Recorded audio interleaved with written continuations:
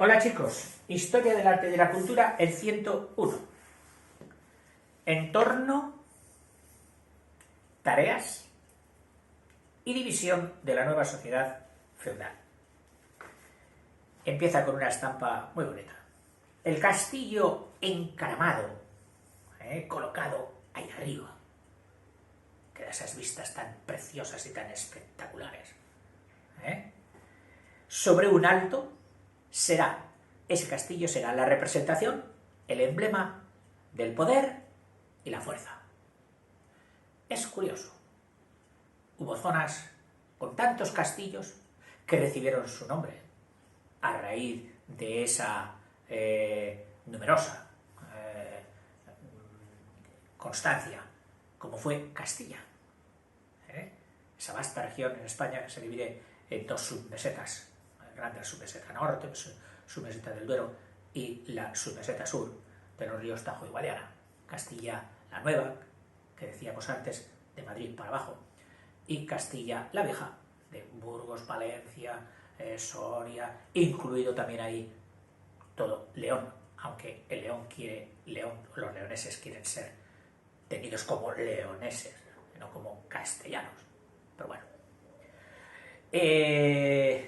Dice, esa visión del castillo será la representación del poder y la fuerza.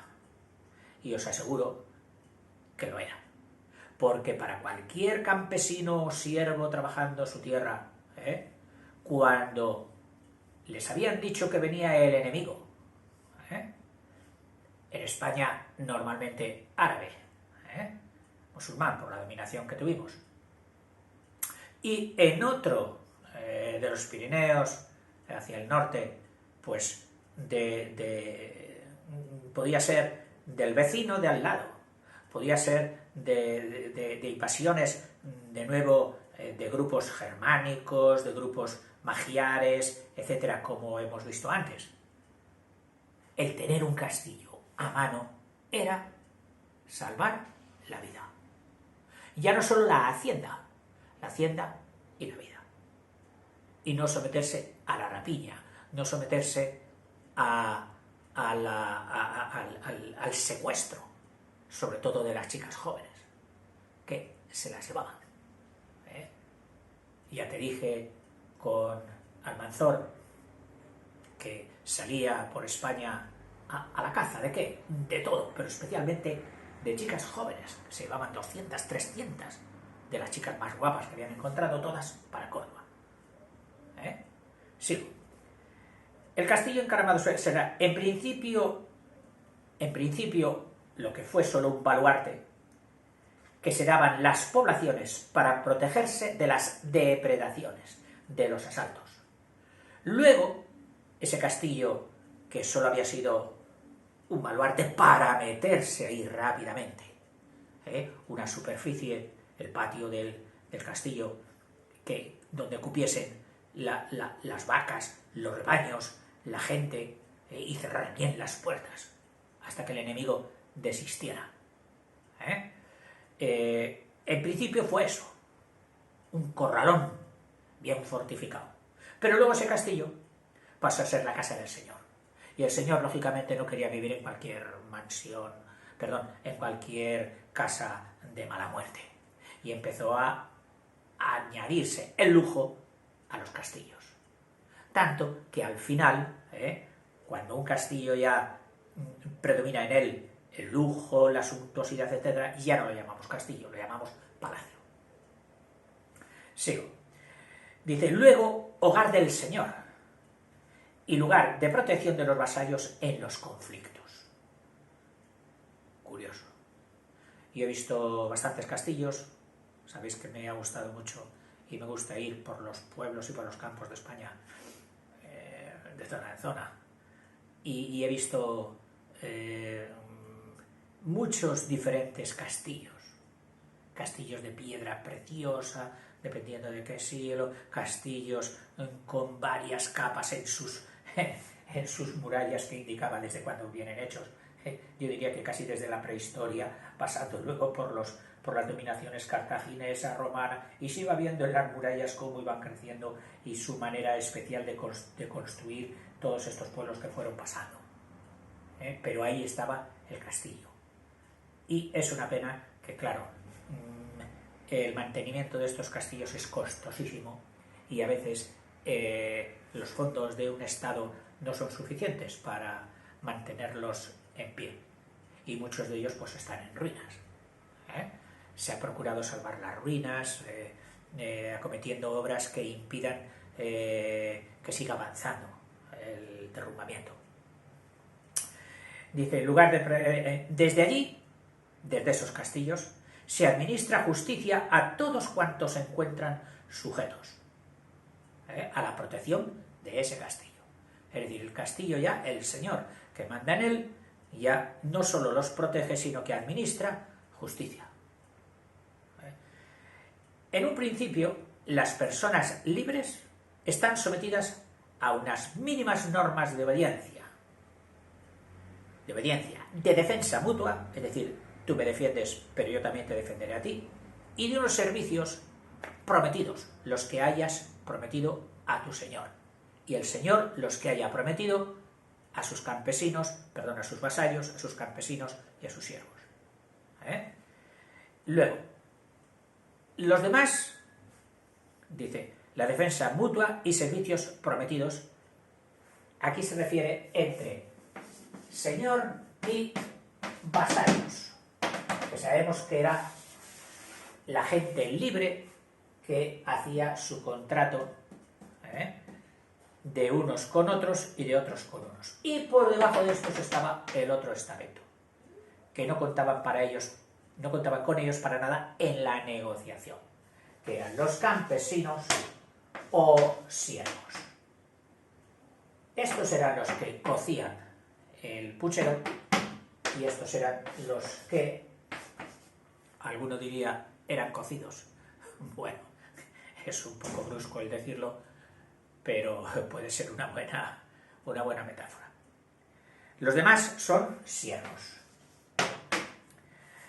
En los países donde la dominación romana duró más tiempo, como en Italia, Francia y España, ahí la dominación romana duró más tiempo, pero más que en Francia se refiere aquí a la Provenza,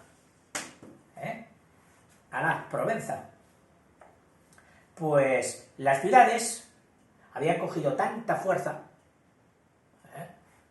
Tarraco, Mérida, Hispalis, etc., habían cogido tanta fuerza que todavía se conservan, perduran. O sea, esas ciudades no han caído, tenían fuerza propia. Pero el resto de núcleos de mediana importancia, de mediana población o de baja población, se van despoblando. No había seguridad en ellas. Quien tenía que poner autoridad no está, ni se le espera. Y si se le espera será para derrocarle. Total, que la gente huyó a las zonas rurales donde estaban esos castillos para poder refugiarse. Estas murallas no es que se fueran a defender luego milagrosamente, no. Supieron organizarse y hacer murallas alrededor. Dice, las ciudades se conservan en estos territorios, si bien con menor importancia numérica, es decir, habiendo mermado mucho de población, pero a salvo de señoríos, es decir, esta ciudad y esta ciudad y esta ciudad, no estaban dominadas por los señores, por los señores, la fuerza de los señoríos, estaban a salvo. Los señoríos se repartieron en el campo, daban protección, atraían a la gente, porque en sus castillos se salvarían. Las ciudades no entraron en ese mundo, en principio. En los países más al norte de estos, donde los romanos se asentaron menos tiempo o con menor intensidad, la reducción de la población en las ciudades llegó a prácticamente hacer desaparecer los pocos núcleos importantes que había. Es decir, al norte de aquí, los núcleos importantes que había de población llegaron a desaparecer, se despoblaron ante el temor de las invasiones. Y el feudalismo se implanta con más fuerza. Es decir, ya tenemos en cuestión de intensidades, en Francia, sobre todo la Provenza, Italia y España, hay un feudalismo débil. De ahí al norte hay un feudalismo fuerte, intenso. Las clases sociales. La sociedad se encuentra entonces con tres órdenes, que según la propia Iglesia eran mandatos de Dios y por tanto fronteras sociales que nadie puede cruzar porque sería ir contra la ley divina, contra Dios. La primera clase u orden, la primera clase social u orden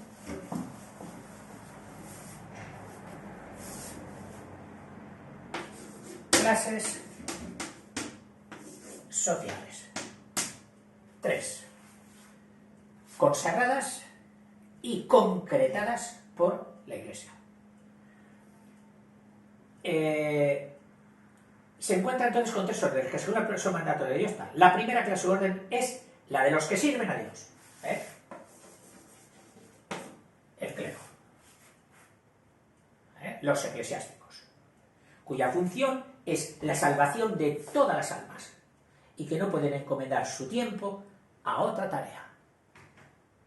Ellos tienen ya su oficio, salvar almas, y por lo tanto no pueden dedicarse a las tareas de las otras dos clases sociales. ¿No te parezca extraordinario esta forma de ver las cosas? Recuerda que en el antiguo Egipto, todo estaba dirigido a la vida de ultratumba. La gente acumulaba riquezas para hacerse una tumba a salvo de rateros y poder gozar con tranquilidad la vida futura. Es decir, era un pueblo, una vida, una sociedad hipotecada por la vida ultraterrena, por la vida siguiente, por las ideas trascendentales que trascienden a esta vida terrenal. Ya se dio de una forma muy intensa, ya digo, en Egipto. Y aquí en la Edad Media se vuelve a repetir un poquito. La primacía de la vida ultraterrena sobre la actual. La actual era un valle de lágrimas. Aquí solo se viene a padecer. Es decir, el hombre medieval estaba desasistido, solo, indefenso, ante las enfermedades, ante las adversidades, y su único consuelo era dirigir su mirada a la otra vida.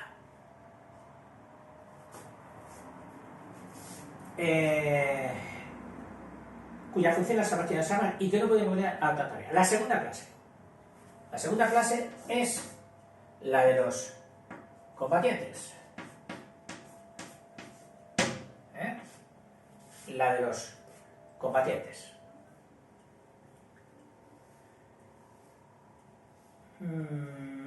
Aquellos cuya única misión es proteger a la comunidad contra las invasiones y, o sea, doble función les da la Iglesia. Proteger contra el intruso, pero luego conservar la paz entre ellos. O sea, no tener una sociedad en que constantemente Este contra el otro contra el otro, este contra todos y todos contra él. Y la tercera clase es la de los que laboran, la de los que trabajan, la de los que laboran, que con su esfuerzo y trabajo, debe mantener a los otros dos. Es decir, ellos reciben protección, pero les ha tocado en este mundo alimentar, sufragar las necesidades y los gastos de los estamentos que tienen por encima: el militar y el clero.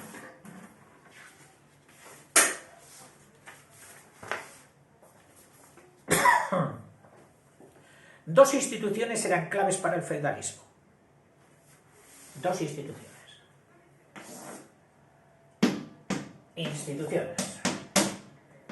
Por un lado, el vasallaje, como relación jurídico-política entre un señor y un vasallo.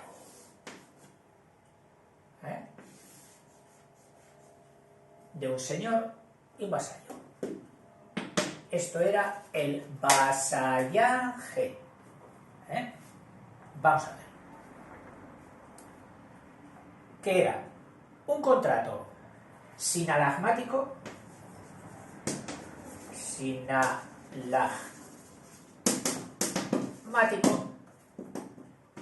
que no lo he mirado la etimología, pero bueno, me parece que el significado, empezando por este prefijo sin, que indica comunicación, sinergia, etc., es de obligaciones de el uno para el otro y del otro para el uno.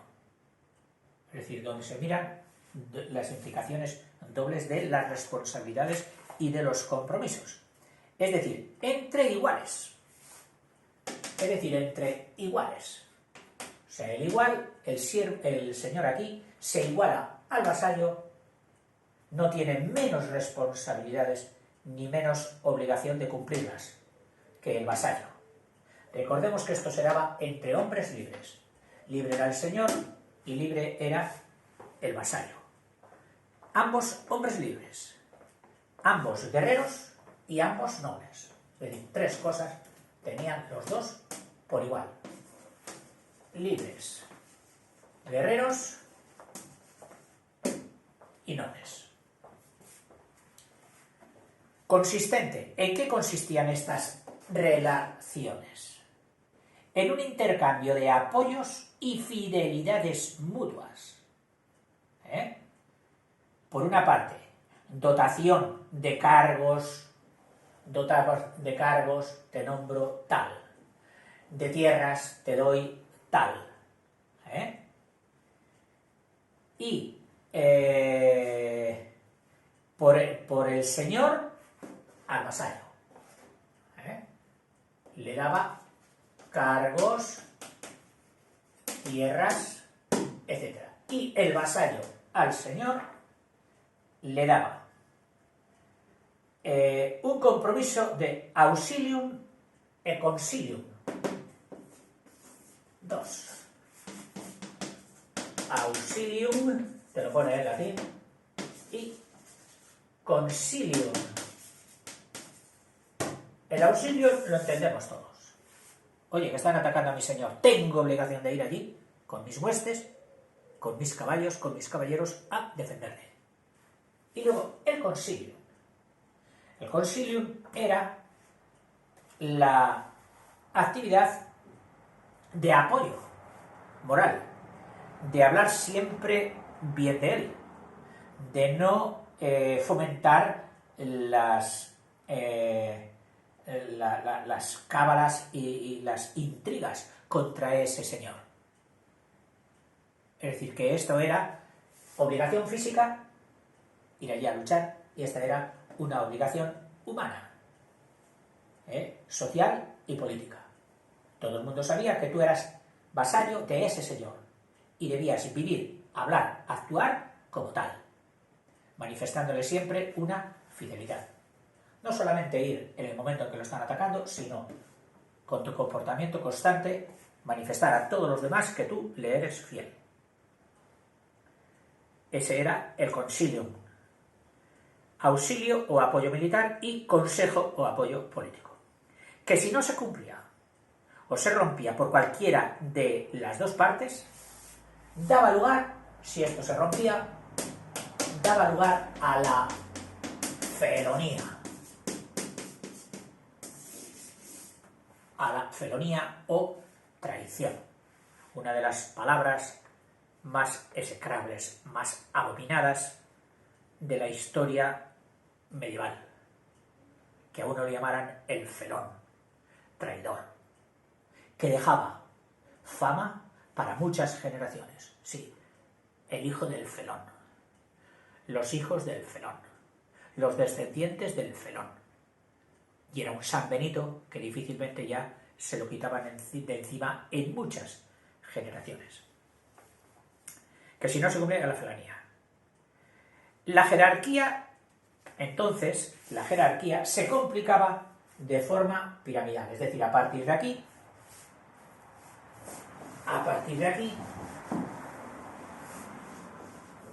se establece una jerarquía.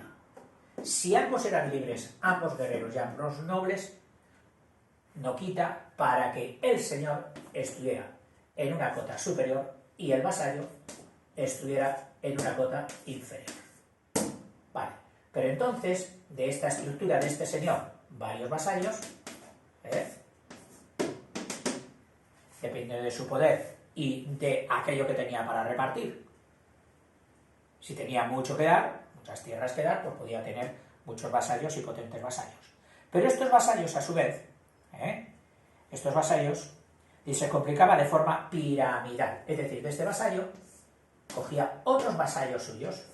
Ese sería el vasallo sub 1 y estos serían del tipo de vasallo sub 2, es decir, del estrato sub 2. Y estos, a su vez, otros vasallos. Y entonces hacían un mundo piramidal de vasallos y señores. Para este vasallo, este era el señor. Y para este vasallo, este era su señor. Es decir, automáticamente todos los intermedios se convertían al mismo tiempo en señores y vasallos. Señores de sus subordinados y vasallos de sus superiores. Y dice, y por otro lado, el feudo como unidad económica, es decir, la parcela, la tierra que te habían concedido, que eso era el feudo. Comunidad económica, es decir, unidad de producción, aquí se produce, aquí se trabaja, se crean bienes, se crean alimentos y relaciones sociales, aquí se vive, aquí se hacen fiestas, aquí se comercia, aquí se reza. Entre el señor del feudo y sus siervos. Es decir, el señor del feudo establece relaciones de tipo de las que hemos dicho, económicas y sociales, ¿de quién? De él con sus siervos o campesinos, que son los del estrato inferior, están obligados a trabajar entre el señor del feudo y sus siervos. No un contrato esta vez igualitario como este, entre el señor y sus vasallos. Sí, era un contrato igualitario, de ida y vuelta. Recuérdalo, porque ambos eran libres, guerreros y nobles. Pero aquí no. Aquí la relación de este señor, de este conde, este marqués, que regenta este feudo con sus siervos,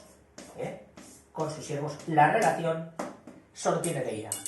Obligaciones para el vasallo, para el siervo o campesino, y todos los derechos y todas las dignidades para el señor. Y dice, no era ya un contrato igualitario, sino una imposición violenta. Y habla aquí la consideración marxista o el concepto marxista de la historia, que dice que era una imposición violentada, es decir, obligada, justificada ideológicamente con un quid pro quo de protección a cambio de trabajo y sumisión. Es decir, lo único que le concedía el señor del feudo al siervo, al campesino, era: yo te protejo contra otros, que de paso me estoy protegiendo mis intereses. O sea, te protejo a ti porque eres mío, porque trabajas para mí, porque eres mi hormiga trabajadora. Pero es que sin mí estarías peor. Sin mí estarías peor. Entrarían y te devastarían, te matarían. Y el campesino o el siervo le debe dos cosas: trabajo y sumisión, sometimiento. Por tanto, la realidad que se enuncia como relaciones feudo-vasalláticas es realmente un término que incluye dos tipos de relación social de naturaleza completamente distinta. Aunque los términos que las designan se emplean en la época y se siguen empleando de forma equivocada y con gran confusión terminológica entre ellas. O sea, muchas veces hemos oído señores y vasallos, y ya automáticamente habíamos hecho solamente dos grupos: señores y vasallos. Pues no. En realidad eran señores, vasallos en la primera relación de ida y vuelta entre hombres libres, guerreros y nobles, y por otra parte, la más extendida dice equivocadamente que sería esta segunda, la de cada señor de un feudo con sus campesinos o siervos, que es así que nos provoca más repulsión, por abusiva. Pero la otra, no. La otra era una relación social convenida, aceptada, querida, voluntaria. Bueno. El vasallaje era un pacto, te vuelvo a repetir aquí, entre dos miembros de la nobleza, señor y vasallo. Eso sí, de distinta categoría. Categoría superior, categoría inferior. El caballero de menor rango se convertía en vasallo, o vasus, en latín, vasallo era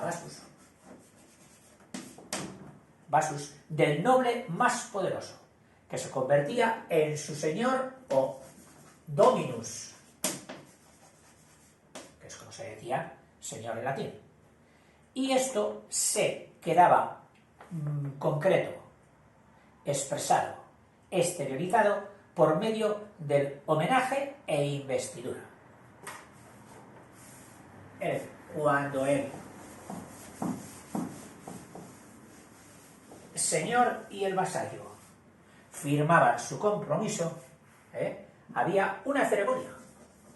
Una ceremonia para establecer o concretar un compromiso entre hombre y mujer, que llamamos boda, que establece o llega a la situación del matrimonio, ¿no? Bueno, pues aquí había también una ceremonia entre señor y vasallo. Esta ceremonia era el homenaje, consistía en el homenaje e investidura.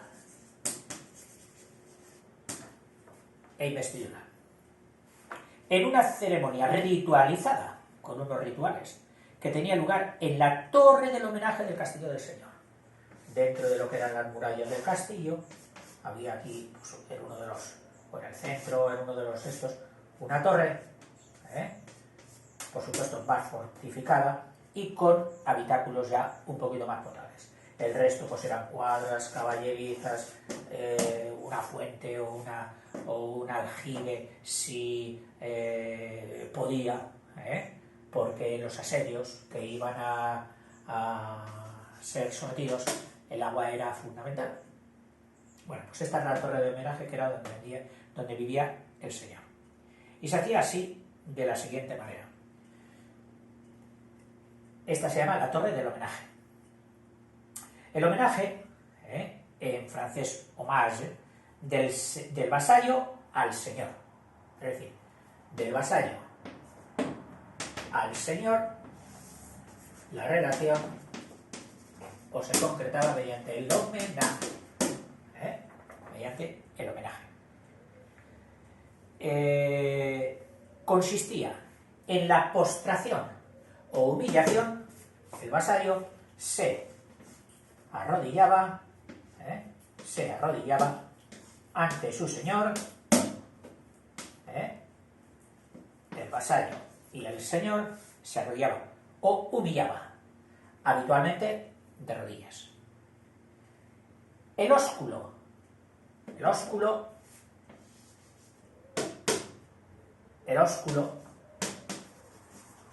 que no es otra palabra que beso, el ósculo o beso. Y la immixtio, que no es otra cosa que la imposición de manos. Imposición de manos, es decir, un contacto concretado en la unión de las manos. El vasallo ponía sus manos así, en sentido orante, juntas, y el señor con las suyas se las abrazaba, y ponía las manos unidas en posición de orante, del vasallo, unidas en posición de orante, eran acogidas entre las del señor. El señor acogía con sus manos las dos manos en sentido orante del vasallo y una frase que reconociera haberse convertido en su hombre, es decir, una fórmula, una expresión lingüística mediante que quedaba muy claro en que el vasallo había quedado convertido a partir de ese momento en un hombre del señor. Tú eres mi alférez, tú eres mi conde, tú eres mi duque, tú eres mi tal, mi caballero. Tras el homenaje se producía la investidura del señor al vasallo. Le investía. Tras el homenaje, esa representación del ósculo y de la immixtio, venía la investidura. Investir es proporcionar algo, darle algo, honores, derechos, privilegios, etc. Del señor al vasallo, del señor al vasallo, que representa la entrega de un feudo, dependiendo de la categoría del vasallo y señor. Podía ser un condado, un ducado, una marca, un castillo, una población o un simple sueldo, o incluso un monasterio si el vasallaje era eclesiástico. Es decir, si este era un prelado, el vasallo era un prelado, un clérigo, recibía un monasterio. ¿De quién? De su señor. A través de un símbolo del territorio o de la alimentación que el señor debe al vasallo. Es decir, en esta investidura, en que se le entregaba un feudo, había siempre un símbolo, que podía ser una ramita, de un árbol frutal, de un olivo, podía ser un cuenco con alimento, con trigo, con cebada, iba a decir con maíz, no, porque no había venido de América, ojo.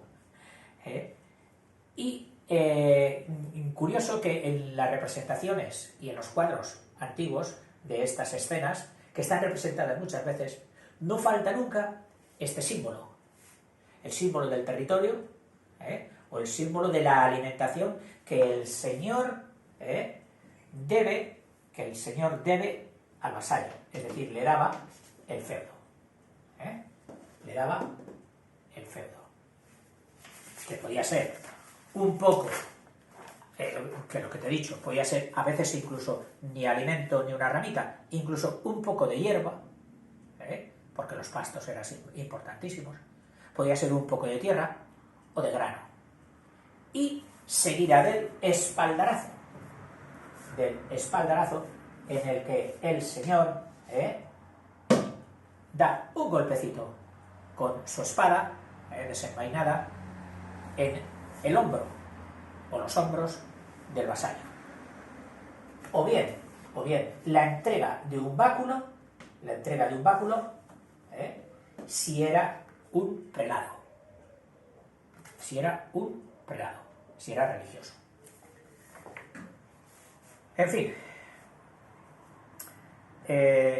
hasta aquí vamos a hacer una interrupción y seguiremos todavía con esto, que se nos antoja y lo hemos visto muy romántico, poético, esotérico, soñador, princesas, príncipes, caballeros, el caballero que por sus hazañas ha recibido el nombramiento, bueno, que luego Cervantes pone sol, fa y de qué manera, ya lo veremos. Hasta luego, chicos.